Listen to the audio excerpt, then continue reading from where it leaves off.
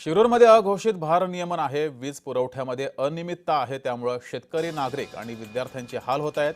भारनियमन तत्काळ रद्द करा अशी मागणी शेतकऱ्यांनी केली आहे। तसंच इथल्या नागरिकांनी सुद्धा मागणी केली आहे।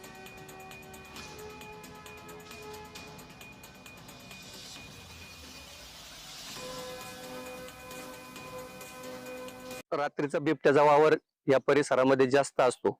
बिबट्या फार मोठ्या प्रमाणात या ठिकाणी फिरकत असतो। तर या ठिकाणी शेतकऱ्यांच्या, काही जनावरांच्या किंवा अन्य लहान मुलांच्या किंवा स्वतः शेतकऱ्याच्या सुद्धा हानी होऊ शकतात।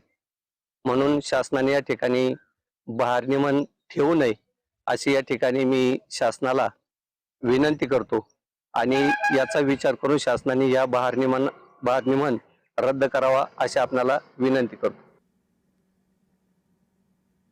ठिकाणी शासनाने जे भारनियमन केले, या ठिकाणी दररोज सायंकाळचं या ठिकाणी भारनियमन आहे।